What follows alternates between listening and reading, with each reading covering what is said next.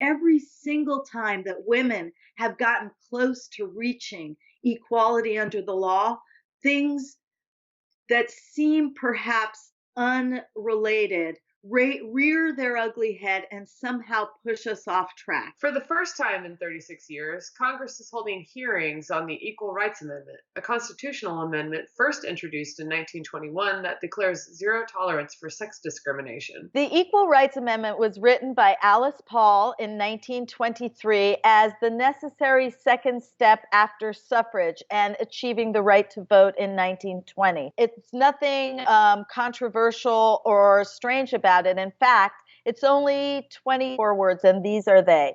Equality of rights under the law shall not be denied or abridged by the United States or by any state on account of sex. And the reason that it resonates so much and it's held on for over 100 years is because it includes everybody. It includes LGBTQ, it includes transgender people, it includes any classification that you are. The ERA passed the House and Senate in 1972, but still needs one more state to sign off before 3/4, or 38 states, have approved it and it can be added to the Constitution. Congressman Jerry Nadler is going to be holding hearings in the subcommittee. What they're going to be discussing is this legislation to remove the deadline. The hearings will give us an opportunity to really examine what the Equal Rights Amendment is, how it would help, and I expect they're going to be wonderful people talking about it, including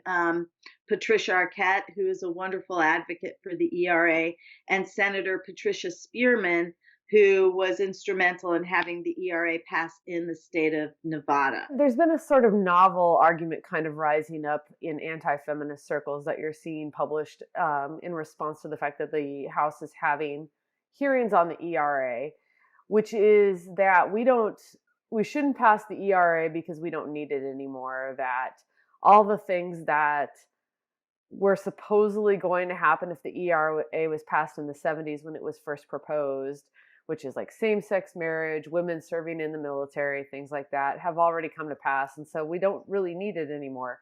What's your response to that? Right. We don't need it anymore because every 9 seconds a woman is assaulted in this country, and every 6 hours a woman is murdered. If you're pregnant and you request an extra bathroom break at 8.5 months, you can be fired.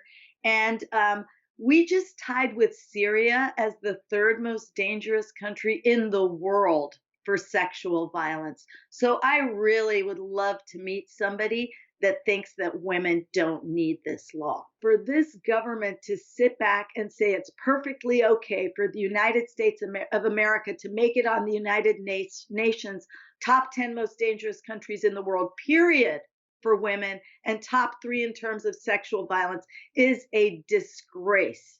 And we cannot continue to stand for it. The deadline issue is kind of its own issue, but there's also an issue of not enough states yet have ratified the ERA to pass it to make it a constitutional amendment yet.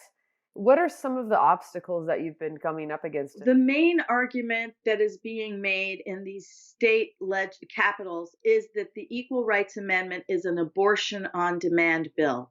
This is disinformation, misinformation, deliberate propaganda being propagated by the religious right. While the ERA is sure to gain support during the House Judiciary hearings, legal expert Wendy Murphy explains why the ERA will likely end up in the Supreme Court. This has to be political, and it has to be politicized by advocates who care about women's equality.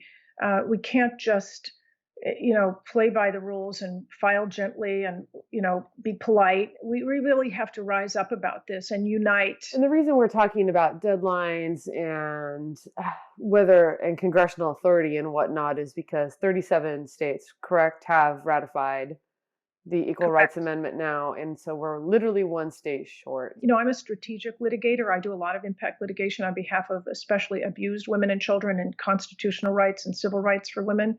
I've been thinking for a long time about which states we need to file in to make sure we can start to lay the groundwork for good decisions from the courts once we get to 38. There'll be a split in the circuits, and the southern states will, I'm sure, have bad decisions, and we'll be in the North with hopefully some good decisions, and eventually land before the United States Supreme Court, which doesn't give me a lot of hope. The current makeup of the Supreme Court, I think, arguably is hostile to the ERA. I'd like to be wrong about that. I mean, I hope I'm wrong, that even though we have a quote unquote conservative majority in the United States Supreme Court right now, that this is not viewed as a partisan issue in that strict sense, that there are conservative justices who will look at the simplicity of this issue and say, women have waited long enough